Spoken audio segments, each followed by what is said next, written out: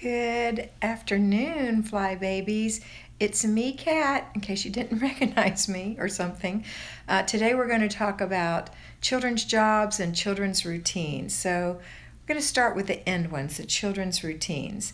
So in the morning, after you get yourself up and you get ready and do everything you need to do, get your routines done, then when your children get up, here are their routines, no matter what their age.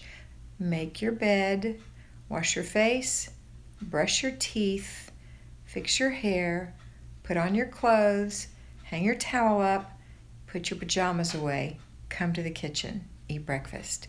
That's it. Super easy. Little kids can do it, big kids can do it, and you can oversee it for those who need overseeing. That's it for their morning routine. For their evening routine, babies, you'll help, do their things for them, but little children, little toddlers and little children will require overseeing. Bigger kids also requires less overseeing, but at least checking after. And even teenagers have, hi, Cindy Sue from Wisconsin. Even teenagers will need some, you don't hang around with a teenager. You don't want to insult them, but you still want to be able to check up on them and see that they did what it is they need to do. So after dinner, after the family has participated in cleaning up the kitchen, then the things that they're going to do are clean the living room where they were playing. So that just means put their toys away. If they're older, put their games away or whatever they were doing, their book or whatever. Put it away, and then go in their bedroom and find homes for 4 items. They don't have to find homes for everything in their bedroom, just 4 items. And then anything they've already found homes for in previous days, go in their homes. So that's what they do every evening. That will require oversight by you because they will pick outlandish homes if they're little.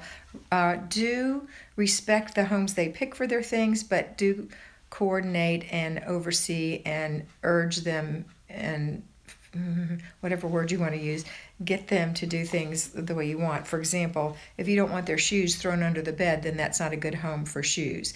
So instead of saying, no, we're going to put them in the closet, they may buck at that. So instead you would say, now how can your shoes live under the bed? How will you ever find them? They will feel unloved under the bed. That's not a good home. How about the closet? That's a good idea. What do you think? You could see them there. They could live side by side and not be all bundled up under the bed. I think that's a great idea to you. Something like that. So other things they'll want to do is like put all their papers on their dresser top. Well, that might be okay if you get them a little inbox. Or, hello from Illinois, Yolanda Lemon. And then maybe they have toy rings and they want to just throw them on the dresser. Well, how about getting them a little box for that? So little things so that they can have a place. But if their teddy bear wants to live on their pillow, that's fine. That kind of thing.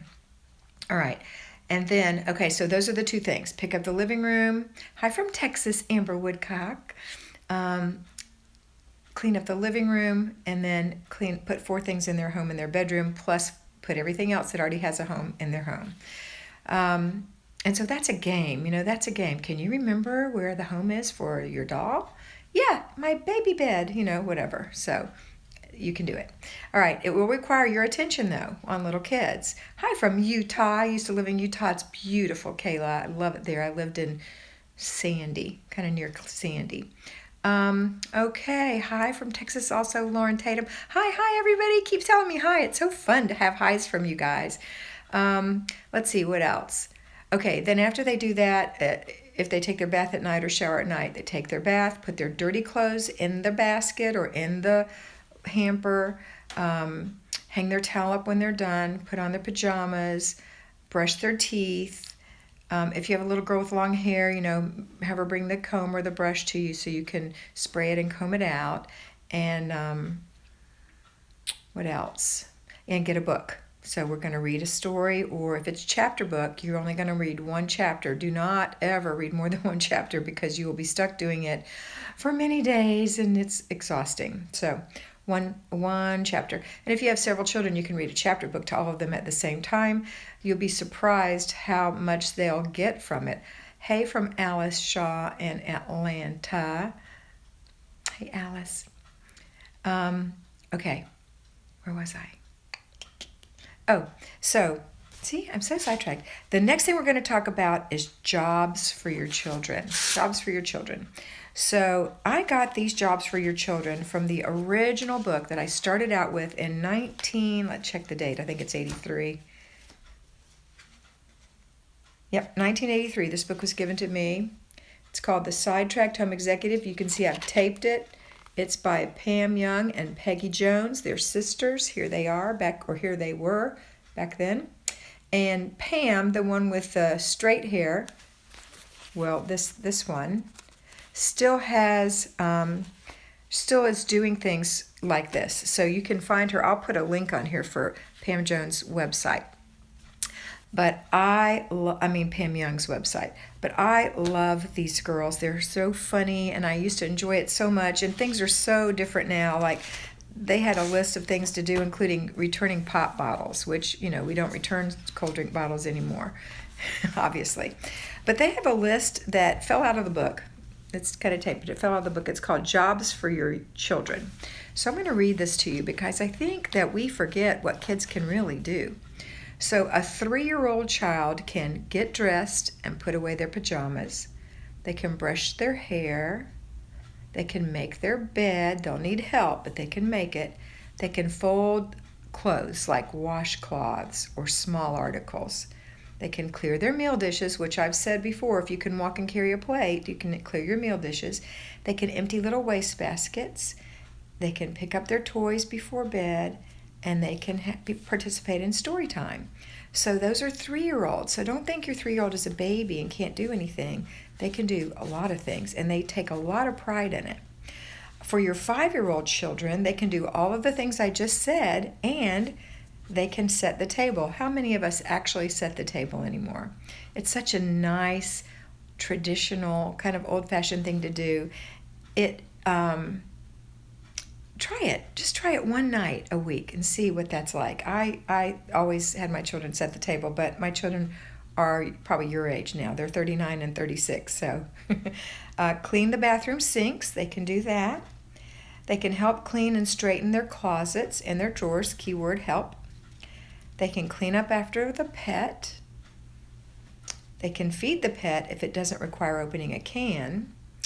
My 6-year-old loves setting the table, and we do it every day. Awesome, Amber. I love hearing that. That's so fun. They can feed the pet if it doesn't require opening a can. They can dust furniture in a room, just one room. So, I said before, get the little Swiffers or get the beautiful Flylady feather dusters, and they can go to town. They can vacuum a room, and they can help put groceries away. Your 5-year-old can do all that. Now, it will require your cooperation and your lack of perfectionism, but they can do it.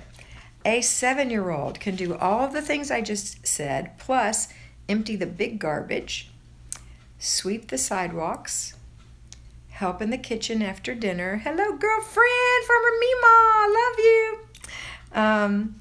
They can help in the kitchen after dinner. So maybe if you're hand washing dishes, they can stand on a stool and help you do that, or you can have them stand on a stool. Well, 7-year-olds don't need a stool. They can wipe the counter. Depends on how tall they are. They could do their schoolwork on their own. They can clean out the car. Give them a garbage bag. I love you. You're so sweet, Farmer Mima. Love Farmer Mima. You guys, if you haven't gone to see Farmer Mima, she's a sidetracked home executive like all of us, and she is adorable. You have to go watch her. I'll put her link on. Okay. They can clean out the car, so just get some garbage bags or, the grocery bags and send them out there and get all the things out of the car. They can take piano lessons and practice their piano, things like that. Your 8-year-old, just one more year, 8 years old, you can add to all the things I've just listed. They can wash the bathroom mirrors.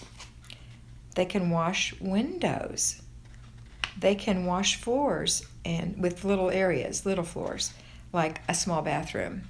My son is autistic, so he's physically 6, but developmentally 3 or 4, so we're working on both of those lists. Perfect. Mima, love you. Anna Navarro, hello from Midland, Texas. Hi. What is it you say? Yeehaw! Is that right? 8-year-olds, okay, they can wash floors with small areas and they can polish shoes. Well, I don't think anyone polishes shoes anymore, but something of that aptitude, something that will require that. Yes, ma'am. And I'm sorry I missed the previous note. Somebody said something. I'll go look it up a little bit later. Okay, as your child grows, more responsibility can be given to them. Use your judgment when assigning these jobs. Wash the car, mow the lawn, make dessert, paint, clean the refrigerator, yard work, ironing, fix an entire meal, do the grocery shopping. And I've often said, I think when your child is about 13, they can go do some of the grocery shopping with you. Give them a bag. Give them a bag and a grocery. You girls talking, you just kill me. Anyway, give them a shopping cart and a partial list, and let them go do the dairy area or the vegetables or whatever you feel comfortable delegating. And as they get older and older, they can take over more and more. Explain how debit cards or credit cards work and how to use them. And they can do more and more for you. So remember, I've said delegation is a beautiful thing. It is a beautiful thing. Number one, it creates self-confidence in your children. And number two, that's okay, Farmer Mima. Oana Padure from Romania. I can't even say Romania, much less your name, but I hope I did it, so I said it okay. All right. So as they get older and older, you give them more and more responsibility, because when your child graduates from high school, hello, Michelle from Georgia. Hi, Michelle. I went to school in Georgia. I went to LaGrange, Georgia. They have a soft Southern accent in that part of the country, or they did in 1971. Oh, good. I'm so glad. All right. An hour from you, LaGrange, where y'all have the soft Southern accents, where you say pecans instead of pecans. Pecans are more of the East Coast, in my experience. I know there's always little islands of people saying things in different ways, and oh my goodness, I'm totally off of my topics. Let me get back on. Come back to center. Okay, where were we? Oh, yeah. So when kids graduate from high school, the only thing they've accomplished in a lot of cases is that they can drive a car, and maybe not even that. Hello from Ontario. Hi, Janet. I always see you on here. Or is it Jeanette? It looks like Janet to me. So the things you want them to be able to do besides being able to drive a car, yes, I am, just like you, Farmer Mima, distractible, are you want them to be able to clean a home. You want them to be able to understand how a bank account works. I worked in a bank, and I had kids who came in and they would sign up for a bank account. They had no idea. It would take me a long time to educate them, and I still think they got it, because you don't get it on the first time you go through it. So teach your children how those work.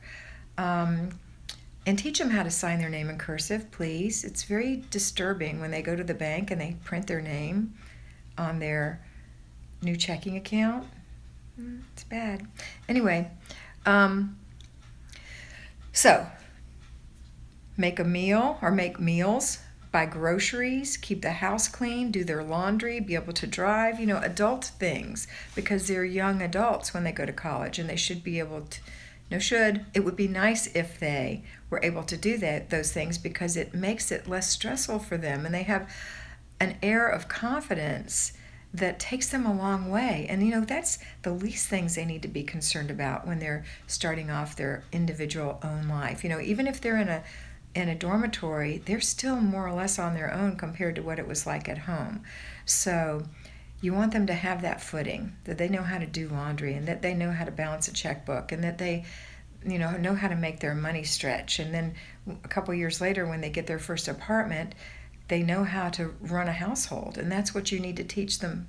That's what it would be nice to teach them to do, so that they will have that confidence, so they can grow in confidence in their new career, whatever they're going to do, Okay, so that's it for today. Short, not short and sweet. It was almost 16 minutes, 15 minutes. But okay, I'm just starting the Flylady book. We are empty nesters and documenting your journey on YouTube. Aw, that's so cool. That's so fun. So fun. Okay, so that's it for today. I hope my primary goal in life right now is raising my son so he can move out and be as independent as possible. That's a great goal, Lauren. And I know that, there are all different things that children experience and go through. And I'm very familiar with a lot of those things. My sister taught varying exceptionalities, and so I know that there are different abilities that children have, but still, to the best of their ability, you want them to be confident in that area.